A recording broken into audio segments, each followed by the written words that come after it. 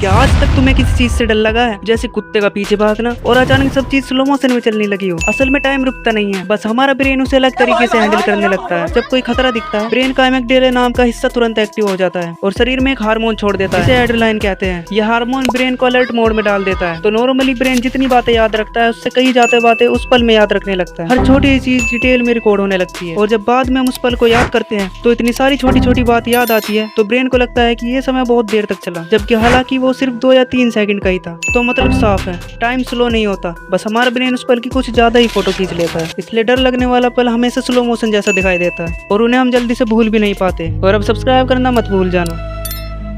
क्या आज तक तुम्हें किसी चीज से डर लगा है, जैसे कुत्ते का पीछे भागना और अचानक सब चीज स्लो मोशन में चलने लगी हो? असल में टाइम रुकता नहीं है, बस हमारा ब्रेन उसे अलग तरीके से हैंडल करने लगता है। जब कोई खतरा दिखता है, ब्रेन का एमिग्डाला नाम का हिस्सा तुरंत एक्टिव हो जाता है और शरीर में एक हार्मोन छोड़ देता है, जिसे एड्रेनालिन कहते हैं। यह हार्मोन ब्रेन को अलर्ट मोड में डाल देता है। तो नॉर्मली ब्रेन जितनी बातें याद रखता है, उससे कई ज्यादा बातें उस पल में याद रखने लगता है। हर छोटी चीज डिटेल में रिकॉर्ड होने लगती है और जब बाद में हम उस पल को याद करते हैं तो इतनी सारी छोटी छोटी बात याद आती है, तो ब्रेन को लगता है कि ये समय बहुत देर तक चला, जबकि हालांकि वो सिर्फ 2 या 3 सेकंड का ही था। तो मतलब साफ है, टाइम स्लो नहीं होता, बस हमारा ब्रेन उस पल की कुछ ज्यादा ही फोटो खींच लेता है। इसलिए डर लगने वाला पल हमेशा स्लो मोशन जैसा दिखाई देता है और उन्हें हम जल्दी से भूल भी नहीं पाते। और अब सब्सक्राइब करना मत भूल जाना।